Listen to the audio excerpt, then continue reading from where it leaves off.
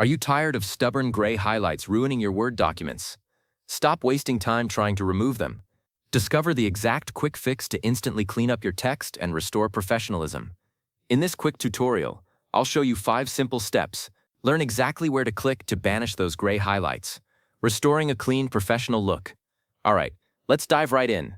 The very first thing we need to do is tell Word exactly what part of your document needs fixing.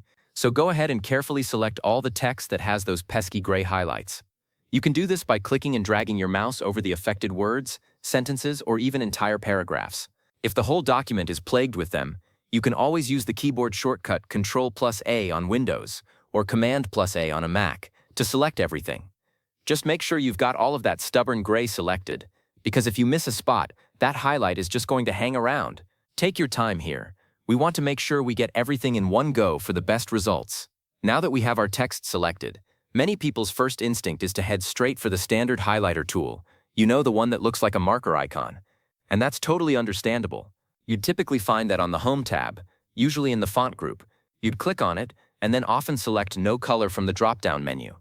But here's the thing, for this specific type of stubborn gray highlight, that often doesn't work. If you've tried that already and felt frustrated, you're not alone. That's because what you're seeing isn't always a highlight in the traditional sense, but something called shading. So since the regular highlighter often isn't the solution for these gray marks, we're going to use a different, more powerful tool.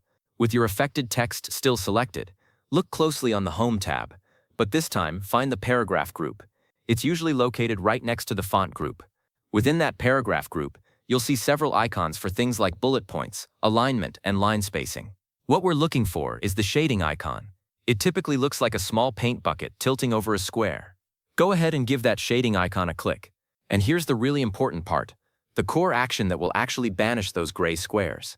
After you've clicked that shading icon, a small drop-down menu will appear with a palette of colors, much like the regular highlighter tool. From this palette, you need to select No Color.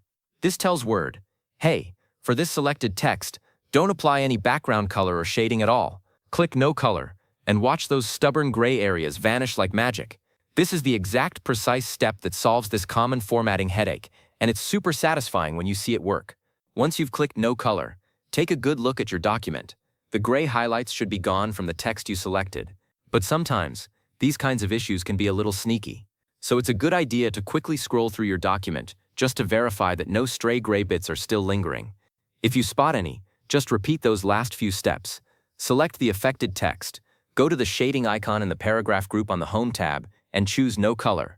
Now, if you happen to have a combination of actual yellow highlights and these gray shading marks, you deal with the yellow ones using the standard highlighter tool with No Color and the gray ones using this shading method. You'll be able to tell the difference because the shading usually fills the entire paragraph background, while highlights just color the text itself. And that's it.